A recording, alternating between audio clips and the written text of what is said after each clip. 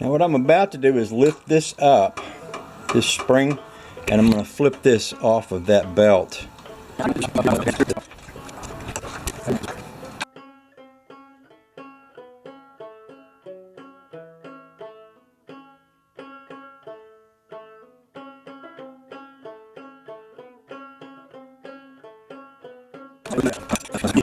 So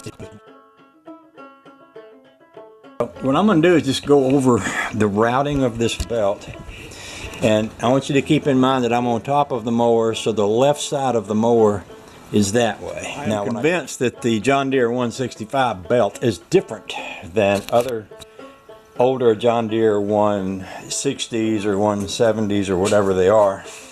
And I'll tell you why.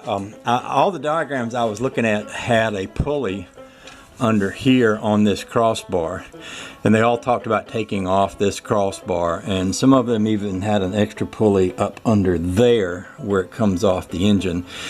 This one has the two tension pulleys over here, and they are vertical, not horizontal. You see them these two right here.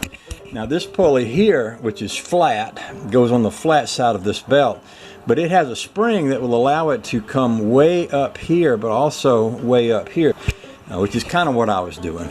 But after I got it figured out, it went on there pretty easily.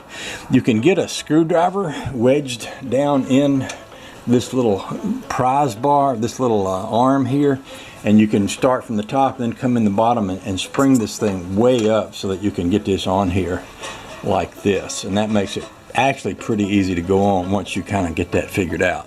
So what I'm going to do is just go over the routing of this belt, and I want you to keep in mind that I'm on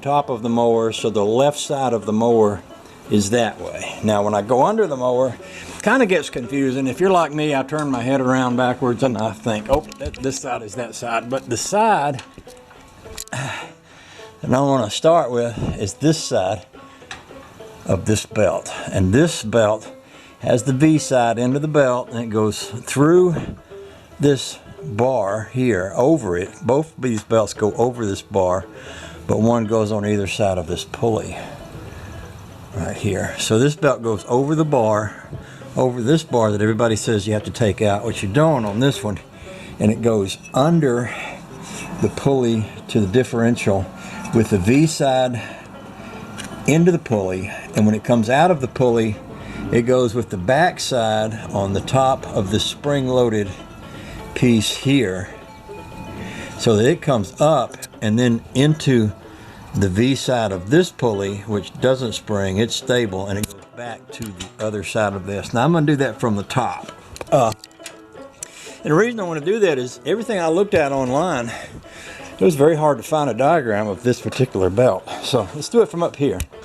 So once again, we're starting with the bottom of the differential pulley down there.